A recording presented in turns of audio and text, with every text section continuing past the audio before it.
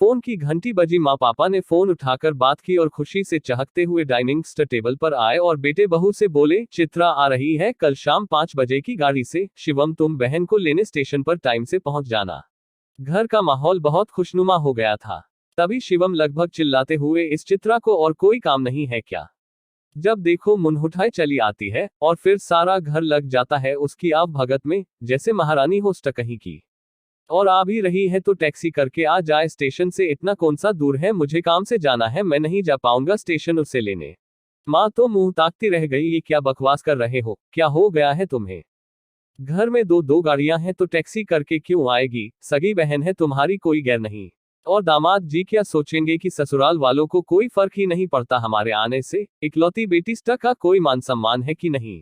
अभी दिन ही कितने हुए हैं शादी को? पापा बोले, तुम रहने दो, मैं खुद ही चला जाऊंगा, अभी मैं जिंदा हूं, मरा नहीं। बेटी हमारी है, हम देख लेंगे, तुम अपने काम देखो। मैं नहीं चाहता कि मेरी बेटी को उसकी ससुराल में ताने दिए जाएं। पापा नाराज हो गए, गुस्से से खाने की प्लेट टेबल पर छोड़कर उठ गए। पापा, आप समझते क्यों नहीं, सारा घर का रूटीन बिगड़ जाता है उसके आने से। खुद तो वो अपनी जगह से हिलती भी नहीं है और सारी जिम्मेदारी आ जाती है बेचारी शिखा पर, पूरा दिन लगी रहती है वो जीजाजी और चित्रा की जी हजूरी में।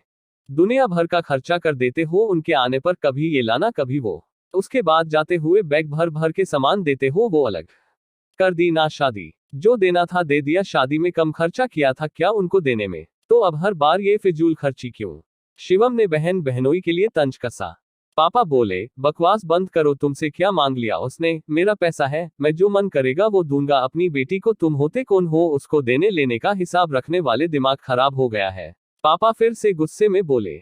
शिवम दबी आवाज में फिर बोला, पता नहीं ससुराल में मन क्यों नहीं लगता जो रोज रोज चली आती है। पापा गुस्से से फट पड़े। क्यों नहीं आएगी? बेटी है वो हमारी, उसका भी उतना ही हक है घर पर जितना तुम्हारा। उसका भी घर है, चाहे आएगी और जितने दिन चाहे रहेगी, उसका पूरा हक है। जिसे परेशानी है उसके आने से वो जा सकता है यहाँ से, इतना अनाप शनाप बकने की जरूरत नहीं है।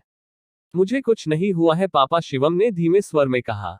आज मैं बस वही बोल रहा हूँ जो आप और माँ हमेशा EMASTER बोलते थे बुआ के लिए। देखा ना कितना बुरा लगता है जब अपनी बेटी के लिए कोई ऐसे बात करता है। आप लोग भी तो हमेशा से यही करते आए थे बुआ के साथ, कभी सोचा दादी को कैसा लगता था अपनी बेटी के लिए आप लोगों का ऐसा व्यवहार? बुआ बेचारी जब भी आती थी हमेशा कुछ न कुछ लाती ही थी हम सबके लिए, बदले में क्या चाहती थी वो? बस थोड़ा सा सम्मान और प्यार ही ना।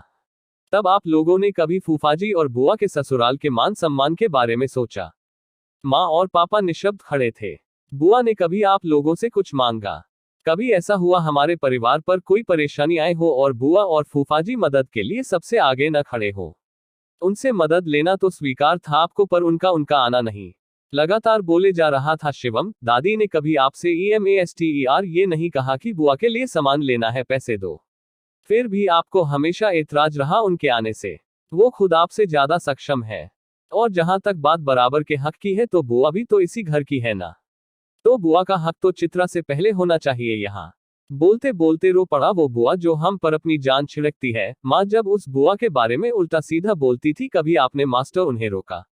आपके इस दुर्व्यवहार के कारण उन्होंने यहाँ आना भी बंद कर दिया। दादी घर छोड़कर गांव में रहने चली गई क्योंकि उनकी बेटी का अपमान वो बर्दाश्त नहीं कर सकती थी। उन्हें इजाजत नहीं थी कि वो आपके घर में अपनी बेटी को कुछ दिन बुलाकर रख सके।